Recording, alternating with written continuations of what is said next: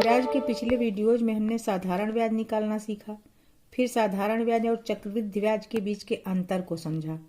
आज हम लोग चक्रवृद्धि ब्याज निकालना सीखेंगे। एकदम बेसिक से हम इसको शुरू करेंगे, पहले पायदान से फार्मूला को समझते हुए। बाद में हम इसी प्रश्न को ट्रिक से भी करके सीखेंगे। चलिए हम पहले फार्मूला समझ लेते हैं। हम मान लेते हैं कि मूलधन P रुपए है और ये n वर्ष तक जमा किया जाता है। इसमें ब्याज की दर 8% वार्षिक है। तो ऐसे में हम चक्रवृद्धि मिश्र धन अगर A है तो इसको कैसे निकालेंगे? A बराबर हो जाएगा P1 प्लस R बटा 100 पूरे की घात n। यहाँ पे ये हम देख ही रहे हैं कि R दर है, P मूलधन है, n समय है। अब इसी फार्मूला को हम आगे प्रश्नों के माध्यम से समझेंगे। प्रश्न है, रुपए 16,000 का 5% वार्षिक ब्याज की दर से 2 वर्ष का चक्रवृद्धि ब्याज निकालिए।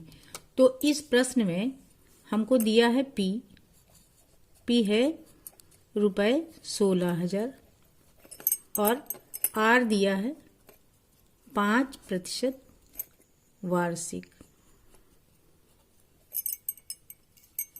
समय n दिया है 2 वर्ष। अब हम उसी फार्मूला का प्रयोग करके सबसे पहले चक्रवृद्धि मिश्र धन निकालेंगे। तो चक्रवृद्धि मिश्र धन A जो है, A इक्वल टू हो जाएगा P की जगह पे हम लिखेंगे 16,000,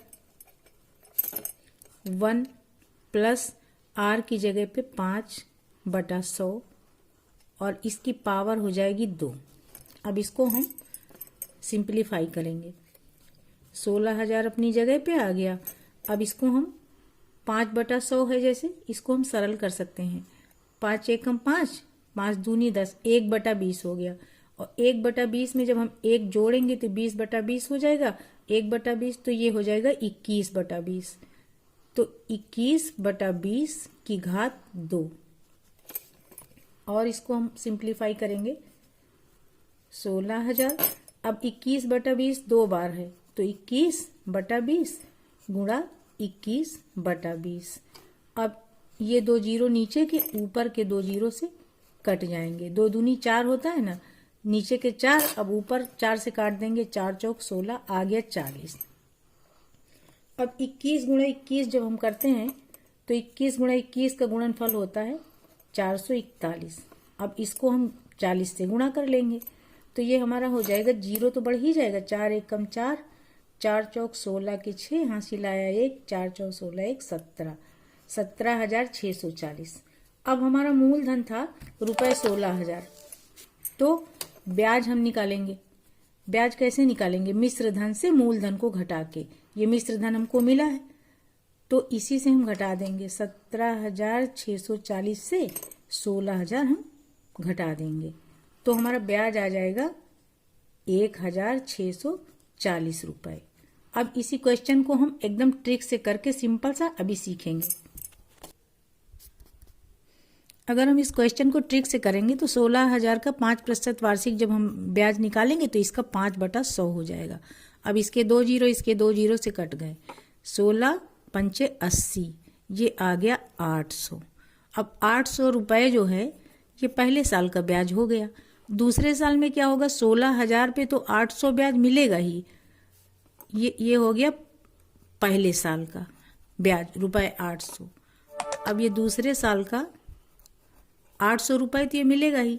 अब 800 रुपए पर भी हमको 5% वार्षिक ब्याज मिलेगा तो इसको हम सिंप्लीफाई कर लिए। ये 8 पंजे 40, दूसरे साल का ब्याज 40 रुपए और 800 दोनों जुड़ के मिलेगा तो ये हो गया 840 रुपए।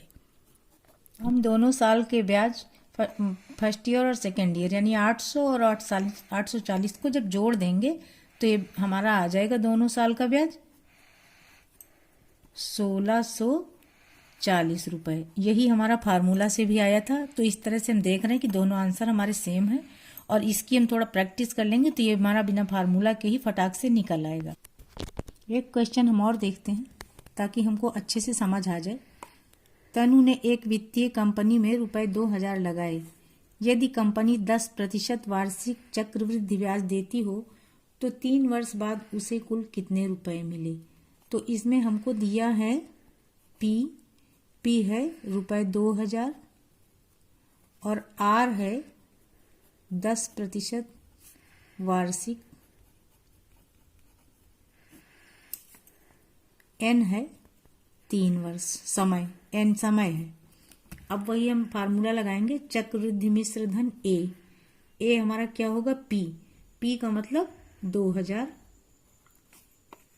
ब्रैकेट में 1 प्लस आर की जगह पे 10/100 पावर एन, यानी पावर एन का मतलब ये समय दिया है इसको पावर में हम लिखेंगे।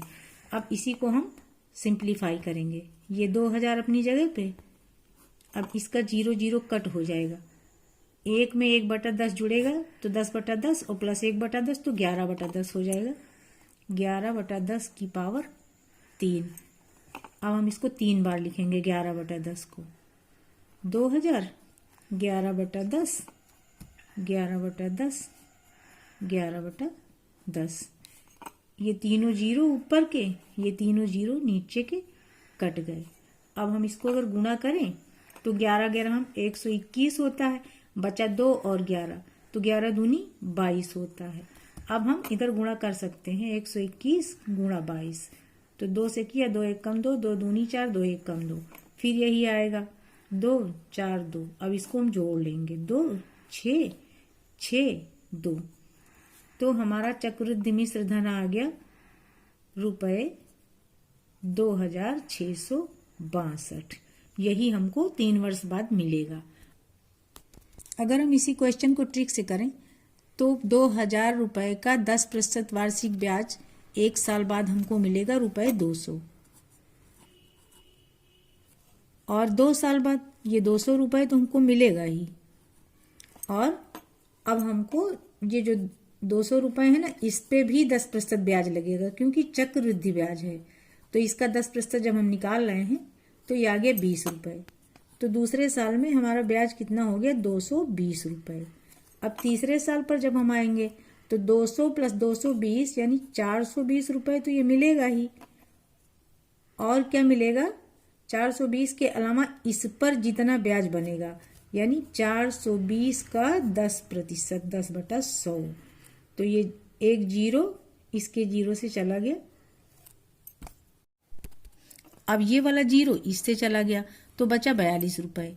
तो 420 रुपए तो ये मिलेगा ही, 200 रुपए और मिलेगा जो कि 2000 पे है, और 42 रुपए मिलेगा 420 पे। तो ये 400 तीनों का जोड़ हम कर लेंगे, जब तीनों साल का जब हम निकालेंगे, तीसरे साल का, दूसरे साल का और पहले साल का मिला के जब चक्रवृद्धि मिश्र धन निकालेंगे तो ये हो जाएगा 400 200 600 हो गया, 662 रुपए, 662 रुपए ये हो जाएगा, और 2000 हमारा मूलधन जमा ही था, तो कुल रिटर्निंग होगी 2662 रुपए की। यही हमारा प्रश्न पूछ रहा है। आज के लिए बस इतना ही।